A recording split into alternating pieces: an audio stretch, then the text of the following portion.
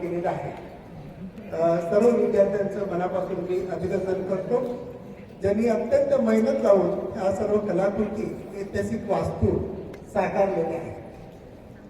आज आपण छंदाबद्दल जर बोलायचं झालं, छंद म्हणजे नेमकं काय असतं?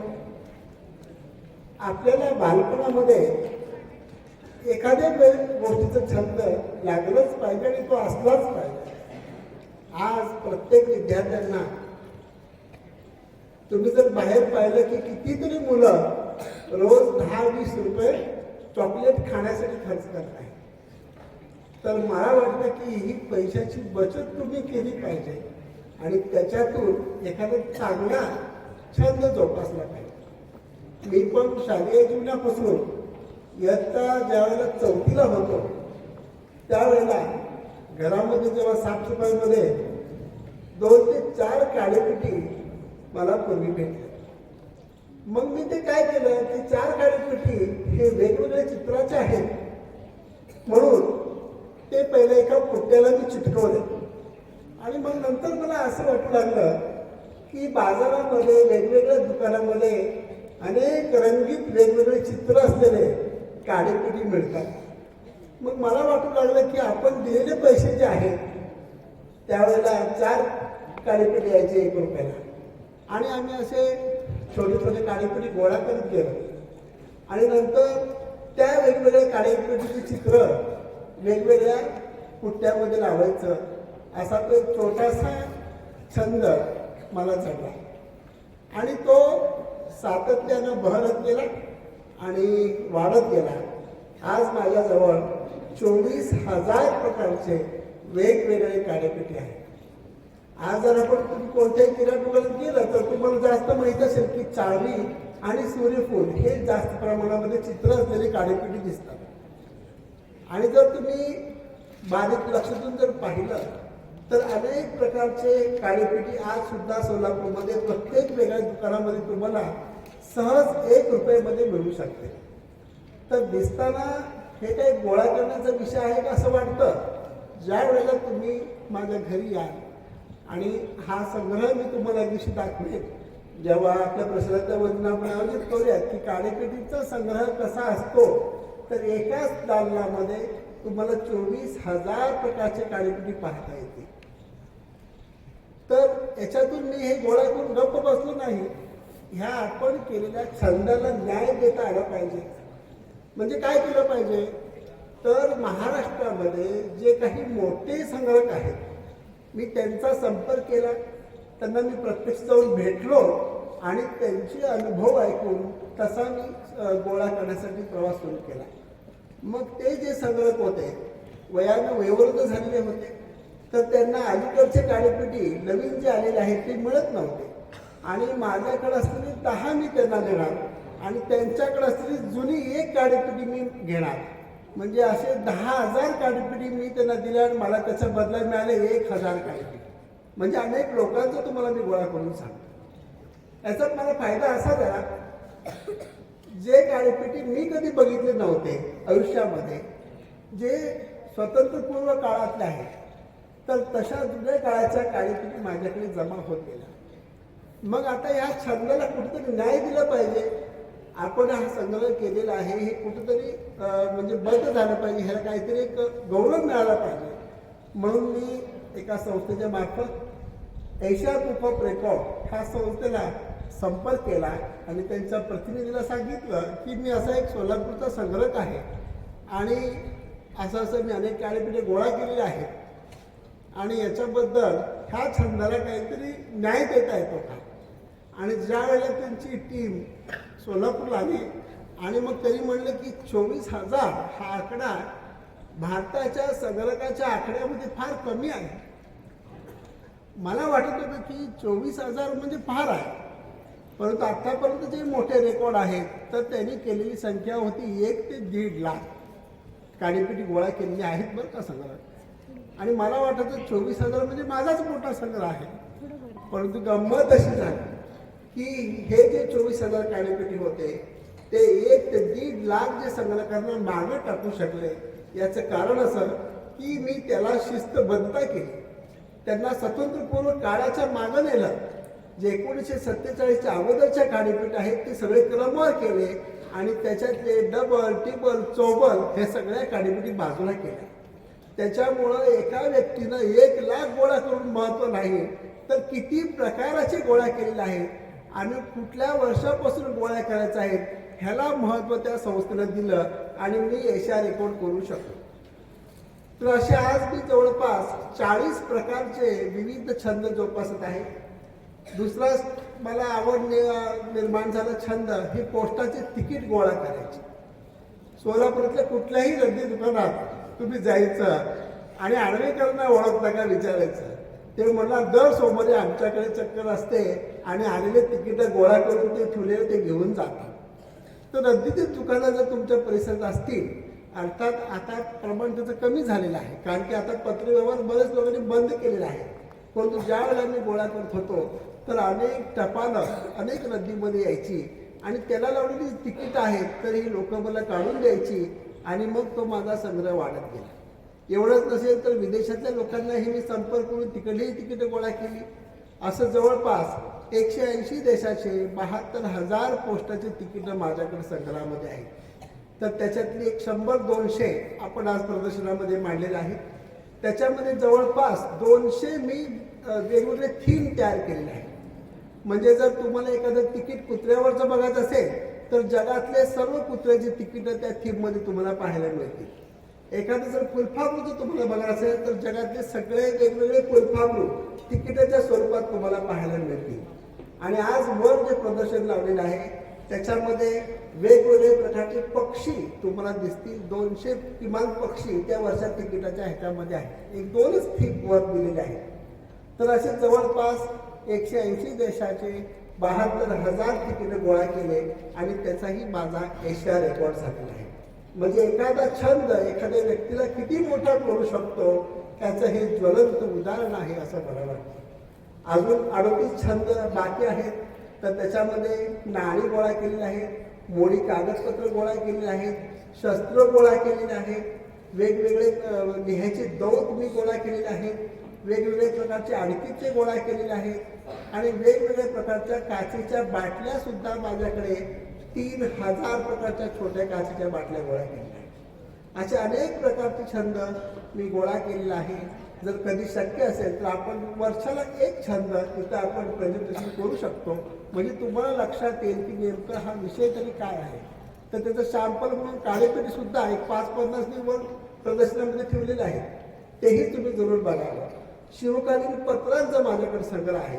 जवळपास 1,500 पत्र शिवाजी महाराजांच्या काळातले, पेशव्यांच्या काळातले आणि त्या काळातले वेगवेगळे संस्थान जे होते त्या संस्थानामध्ये चालणारा पत्रव्यवहार, होळकर संस्थान असेल, अक्कलकोट संस्थान असेल, जमखंडी संस्थान असेल, अशा अनेक संस्थानाची जुनी कागदपत्र, जवळपास 13,000 कागदपत्र मी संग्रह केलेला आहे. तर असा हा विषय मोठा आहे आणि तुमच्या एकदमच सांगितलं की कल्पनाशक्तीचं बाहेरच आहे, म्हणून तुम्हाला साधं एकदम सोप्या भाषेत समजावं अशी ही चलन म्हणजे आपल्याकडे आपण नोट पाहतो. तर आता वर जे प्रदर्शनामध्ये 100 देशाच्या नोटा तुम्हाला पाहायला मिळतील. अशा अनेक वेगवेगळ्या गोष्टीचा संग्रह मी आज केलेला आहे आणि ज्या विद्यार्थ्याला मनापासून संग्रह करायचा आहे तर त्यांनी माझा नंबर मॅडमकडे घ्यावं आणि कधीही तुम्ही मला येऊन भेटावं. जर तुम्हाला कोणत्या संग्रहामध्ये अडचण येत असेल कधीही तुम्ही मला येऊन भेटा. मी माझ्याकडची वस्तू तुम्हाला काही देऊन तुमचा संग्रह वाढवण्यासाठी मदत करेन, परंतु तो छंद टिकला पाहिजे. काही दिवसापुरता करून सोडून चालणार नाही. मी जो 4थीला जो सुरू केलेला छंद आहे तो आजपर्यंत माझा चालू आहे. फक्त आता प्रश्न असा आहे, काळीपिटीची जागा ही लॅटरने घेतलेली आहे म्हणून त्याचं प्रमाण कमी झालेलं आहे. पहिला रेल्वे स्टेशनमध्ये मॅडम मला सांगायला आनंद वाटतो की रेल्वे स्टेशनमध्ये मी अर्धा किलोमीटर असं चालायचो रेल्वे सुटल्यानंतर. त्यावेळेला असं असायचं की सोलापूर जंक्शनमध्ये इतक्या काळीपिटी यायच्या, म्हणजे काळीपिटी यायच्या म्हणजे रेल्वेचं महत्त्वाचं ठाणं असल्यामुळं परराज्यातल्या रेल्वे यायच्या आणि पट्टीवर हे सगळं पडलेलं असायचे. वेगवेगळ्या राज्यातून येणाऱ्या गाड्या, पण आता स्वच्छता वाढलेली आहे त्याच्यामुळं अशा ह्या काळीपिटी आता प्रमाण कमी झालेलं आहे. त्याच्यामुळं आत्ता जर तुम्हाला काही छंद जोपासायचा असेल तर अनेक प्रकारचे छंद आहेत. तर हे सगळं माझं छंद बघून माझे भाचे जेव्हा सोलापूरला आले ते म्हणे मामा मला पण काहीतरी संग्रह बनायचं आहे. मग मी त्यांना म्हणलं की वेगवेगळ्या प्रकारचे तुम्ही खोड रबर गोळा केला आणि जवळपास कधी 4थीलाच असताना जवळपास 1700 प्रकारचे खोड रबर जमा केले आणि त्याचाही तो कर्नाटकमध्ये हुबळीमध्ये असतो त्याचाही एशिया रेकॉर्ड झालेला आहे. म्हणजे 4थीत असणारा व्यक्ती इतके संग्रह गोळा करू शकतो हे ते ॲप्लिकेशनमध्ये पाहतात आणि ते टीम सगळं पाहतं आणि मग आपला नंबर तेव्हा जाहीर होतो. म्हणून अजूनही वेळ गेलेला नाही आहे. तुम्हीही एक मोठा संग्रह करू शकता. तुमच्या प्रशालेमध्ये सुद्धा एक मोठा भविष्यातला वर्ल्ड रेकॉर्ड करणारा विद्यार्थी घडू शकतो. मला थोडक्यात एवढंच तुम्हाला सांगायचं आहे.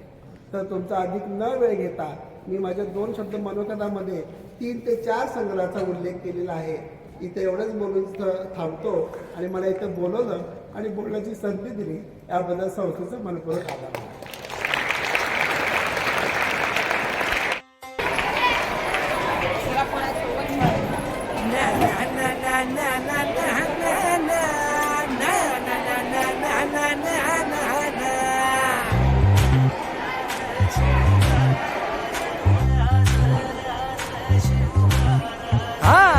गड्या डोंगरच राहणार, चाकर शिवबाच होणार.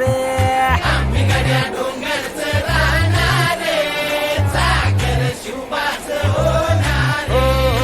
आम्ही गड्या डोंगरच राहणार, चाकर शिवबाच होणार. आम्ही गड्या डोंगरच राहणार, चाकर शिवबाच होणार.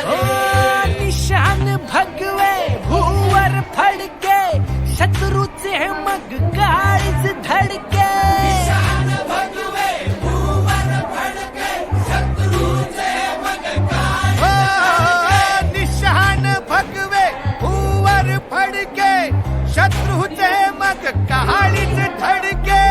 मावळे आम्हीच लढणार, मावळे आम्हीच लढणार, चाकर शिवबाच होणार.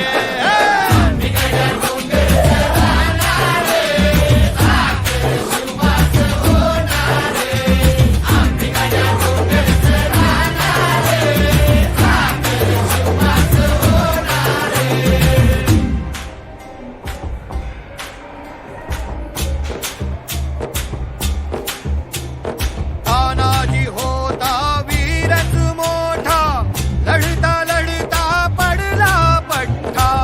तानाजी होता वीरच मोठा, लढता लढता पडला पट्टा. तानाजी होता वीरच मोठा, लढता लढता पडला पठ्ठा तरी नाही धीरच सोडणार परी नाही धीरच सोडणार चाकर शिवबाच होणार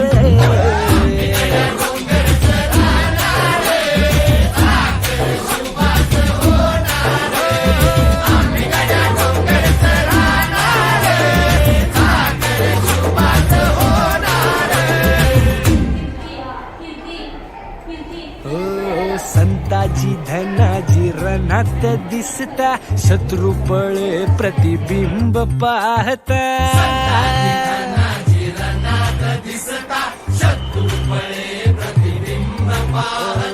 संताची धनाची रणात दिसता शत्रुपळे प्रतिबिंब पाहता घोड नाही पाणीच पिणार अरे गोड नाही पाणीच पिणार सागर शिवबाच होणार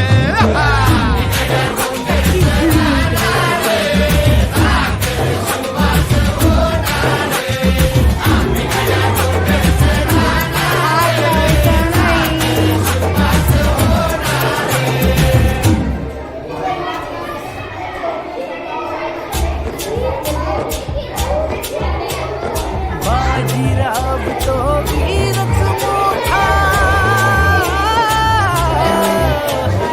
बाजीराव तो वीरच मोठा कणस खाऊन लढला पठ्ठा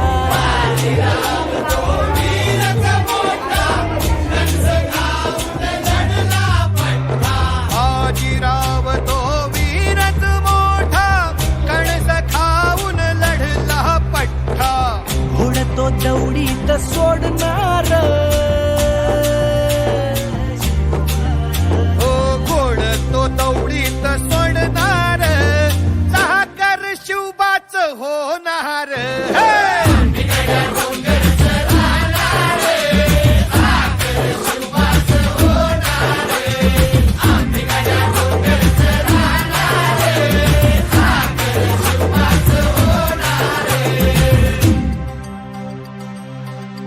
हो जगदंबेच्या कृपा प्रसादे जगदंबेच्या कृपा प्रसादे शिवरायांचा आशीर्वादे ओ जगदंबेच्या कृपा प्रसादे शिवरायांच्या आशीर्वादे होर होर आम्हीच जाणार मोर मोर आम्हीच लढणार साखर शिवबाच होणार